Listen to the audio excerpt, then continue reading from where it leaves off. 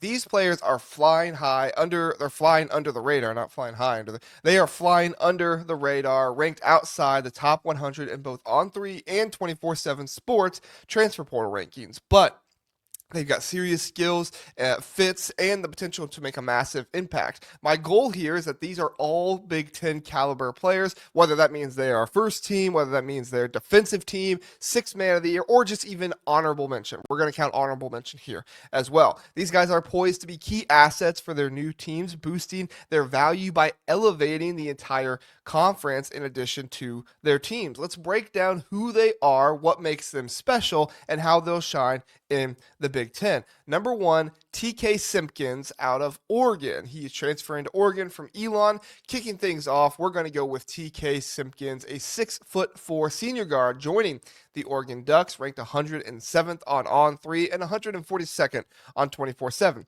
Simpkins is coming off a stellar run at Elon, where he averaged 16.4 points, 3.1 rebounds, and 2.6 assists per game. His shooting splits were impressive: 36.6% from three, 42% from the field, and 74.7% from the free throw line. The Brooklyn native is a versatile scorer, excelling at the rim, 53.3% on 75 attempts last season, and from deep, where he attempted 56 more threes than Oregon's TJ Bamba last season, and he doubled Bamba's makes as well.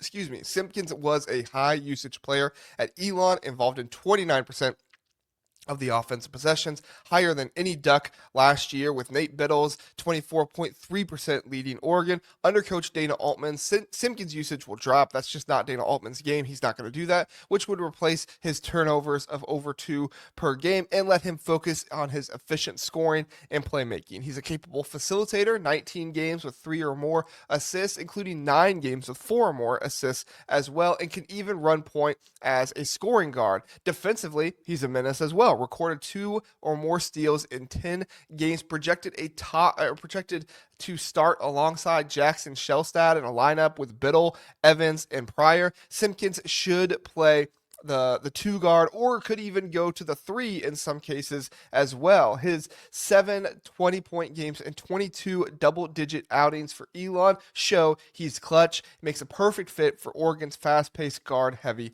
offense. Compared to Bamba, Simpkins brings a better mid-range game and three-point touch. Though he's less athletic defensively, he can get 12 to 15 points per game. He should be an all Big Ten honorable mention, or could even be a 6 man of the year type of player if he comes off of the bench.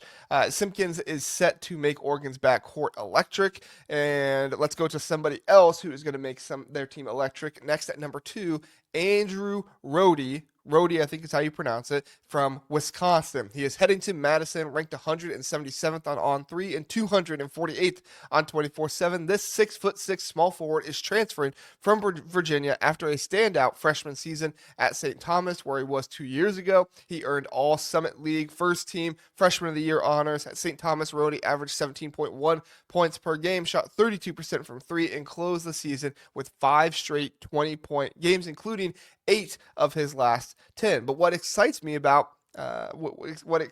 is when he got to Virginia, his three-point shooting numbers got even better. He was attempting 3.5 threes per game there and shot 41.3% from beyond the arc. Rudy's game is tailor-made for Wisconsin's high-tempo, spread offense under Coach Greg Gard, who really has seemed to found his identity as a coach for this Wisconsin team. Love to see it. He's got guard-like ball handling, a quick first step, and scores at all 3 levels. His perimeter shooting soared at Virginia, like I said, despite tougher, more contested shots and a lower possession system. He is a quality free throw shooter as well. He's not John Tonji level or anything like that, but 73.3% last year. With better teammates and less pressure to create, his efficiency should go up. What sets Rohde apart is his defense and playmaking. Rohde will do a lot to alleviate John Blackwell, who was overworked at times last year as one of the team's primary defenders, playmakers, and scorers. Now, I'm not saying he's going to do all of that, but he will alleviate some of that for him. Rhodey will come in and assist immediately as a playmaker.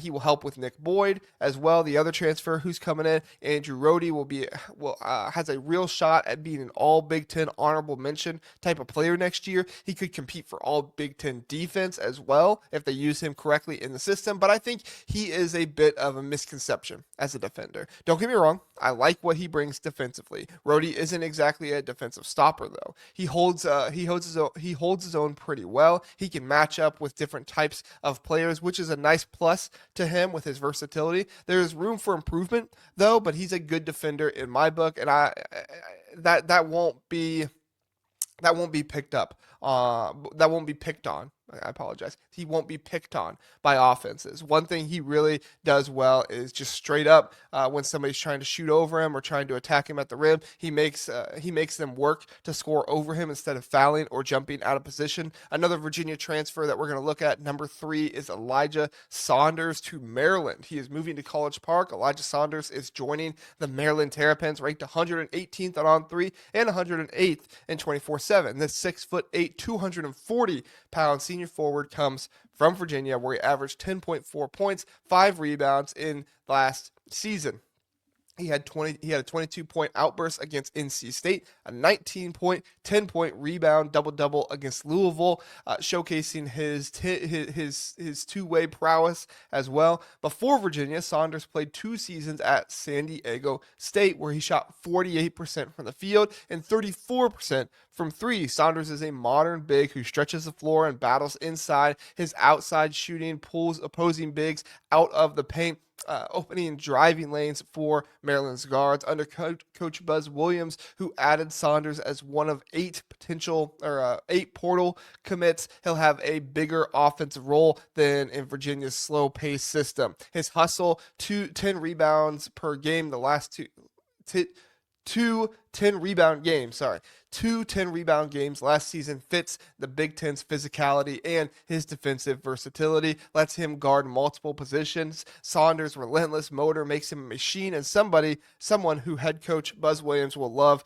to use as a player. He's a candidate for all Big Ten defensive team as a starter or a high minute reserve. Expect 10 to 12 points per game and 6 to 8 rebounds per game with all Big Ten honorable mention potential. His ability to impact both ends will deepen Maryland's front court and make him a tougher matchup. Saunders is the kind of kid who thrives in the big moment and gritty games. Nearing the end of the list now. Let's get to number 4, Jacob Ognjenovic. I apologize if I'm saying that wrong. Jacob Ognjenovic to Washington. Now, I really like Ognjenovic. He is joining the Washington Huskies as the number 141 player and on 3, and number 244 player on 24/7. His 6'8" forward from Lipscomb was the 2025 Atlantic Sun Player of the Year. He averaged 20 points and 8 rebounds, shooting 51% from the field, 37% from 3, leading Lipscomb to a 25-10 record and an NCAA tournament berth last year with 1,827 career points, including 1,641 at Lipscomb. He's Lipscomb's all-time leading scorer in their Division I era. Ognjenovic is a matchup nightmare. His soft touch inside, reliable mid-range game, and 3-point range make him a stretch 4 or a small ball 5. He dropped 30-plus points multiple times last season, including a 34-point performance, and he held his own in a game against Kentucky as well. At Washington, under Coach Danny Sprinkle, he'll be the focal point of an offense desperate for scoring after a rough 2024-2025 season. His fit alongside guards like Wesley Yates will stretch defenses and create open looks as well. While not an elite defender, his size and instincts make him serviceable. If he maintains his scoring efficiency, 15 to 18 points per game and all Big Ten second or third team honors are within reach for this type of player. Ognjenovic is his offensive versatility will make Washington a sneaky contender in the Big Ten to make the NCAA tournament. This guy's a scoring machine, ready to light up scoreboards. And finally, we have number 5, Keontae Jones, who is heading to UCLA. He is 6'6" senior wing joining UCLA, an underrated transfer ranked outside the top 100 by both On3 and 24/7 Sports. Coming from Cal State Northridge, Jones averaged 13.1 points per game, 9 rebounds, and 4.1 assists with a usage rate of 23.6. He's got all Big Ten honorable mention type of potential.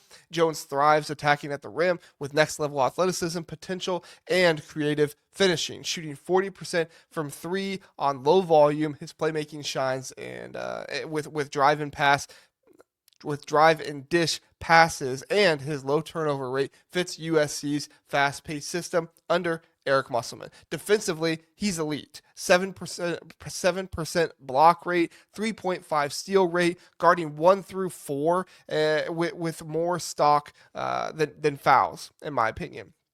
At USC, Jones will complement guards like Desmond Claude, averaging 10 to 12 points per game and 6 to 8 rebounds. His versatility and hustle make him a defensive anchor, potentially earning all Big Ten defensive team nods. Underrated due to his mid-major roots, Jones is a perfect fit for USC's rebuild. There you have it. 5 underrated Big Ten transfer portal additions ready to steal the show next season. TK Simpkins, he will ignite Oregon's offense with his scoring and flair. Andrew Rohde is poised to break out at Wisconsin with his do-it-all type of game. Elijah Saunders will be Maryland's next two-way cornerstone. Jacob Ognisevich will dominate for Washington, and Keontae Jones will be USC's versatile weapon. These guys have the tools to earn all Big Ten honors or more and lift their teams in a loaded conference. Who's your favorite from this list? Any other under the radar type of transfers we should keep an eye on? Drop your thoughts in the comments. Hit the like button if you enjoyed this video, and subscribe for more Big Ten hoops, Big Ten basketball content.